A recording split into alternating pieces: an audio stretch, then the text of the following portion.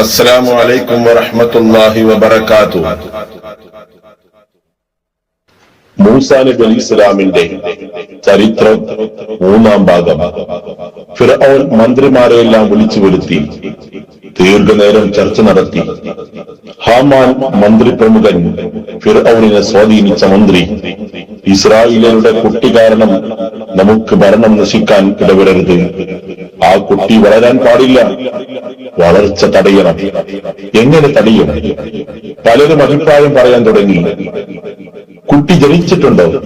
Haman ചോദിച്ചു. ജനിച്ചിട്ടില്ല, ജനിക്കാൻ പോകുന്നതേയുള്ളൂ. ജ്യോത്സ്യന്മാർ മറുപടി നൽകി. എങ്കിൽ പ്രശ്നമില്ല, ഇന്നു മുതൽ അവർക്ക് ജനിക്കുന്ന ആൺകുട്ടികളെയെല്ലാം വധിക്കുക, പെൺകുട്ടികൾ വളരട്ടെ. അതൊരഭിപ്രായം. ഇന്നു മുതൽ ഭാര്യയും ഭർത്താവും ബന്ധപ്പെടരുത്, എങ്കിൽ പിന്നെ ഗർഭം തന്നെ ഉണ്ടാകില്ലല്ലോ.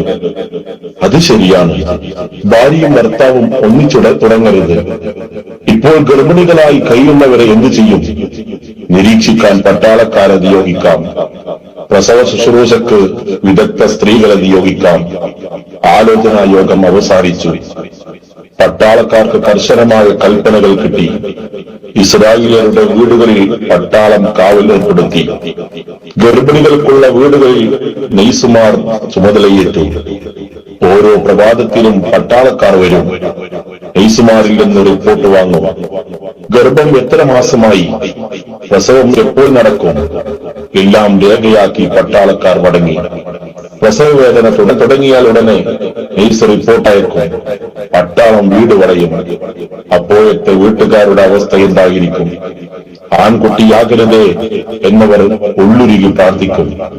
പ്രസവ വേദന കൊണ്ട് പൊളിയുന്ന ഗർഭിണി, നെയ്സുമാരുടെ പരിചരണം, സുഖപ്രസവം, ആൺകുഞ്ഞ്. ദയയില്ലാത്ത പട്ടാളക്കാർ വാളുമായി കടന്നു വരുന്നു. എല്ലാവരുടെയും കൺമുമ്പിൽ വെച്ച് ഒരൊറ്റ വെട്ട് നവജാത ശിശു വധിക്കപ്പെട്ടു. അത് ഉമ്മ അലറി വിളിച്ച് കരയുന്നു. കുടുംബത്തിൽ കൂട്ടനിലവിളി.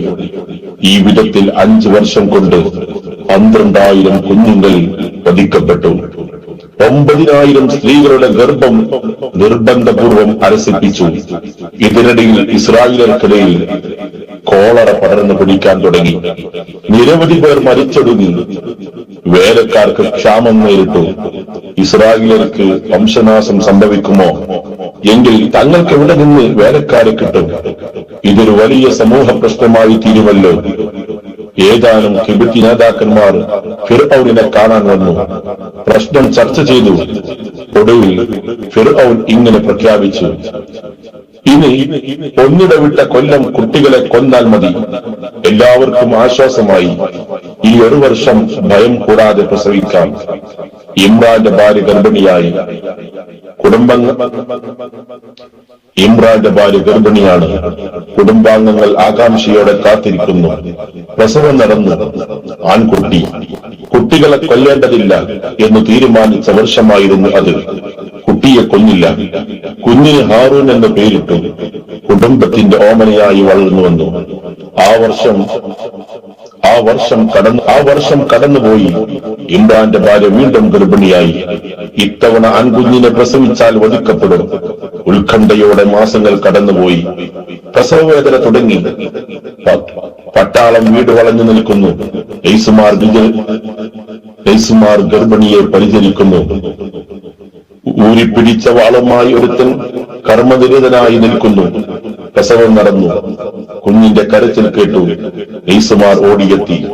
റിപ്പോർട്ട് നൽകി. പെൺകുഞ്ഞ്. ആശ്വാസം. ഒരു കൊലപാതകത്തിന് വീട് വേദിയായില്ലല്ലോ.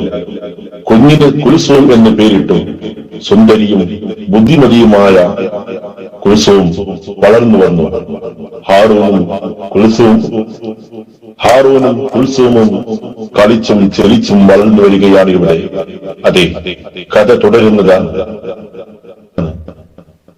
അതെ, മൂസാ നബി അലൈഹിസ്സലാമിന്റെ ചരിത്രം 4ാം ഭാഗം അടുത്ത ദിവസം ഇൻഷാ അല്ലാഹ്. അസ്സലാമു അലൈക്കും വറഹ്മത്തുള്ളാഹി വബറകാതുഹു.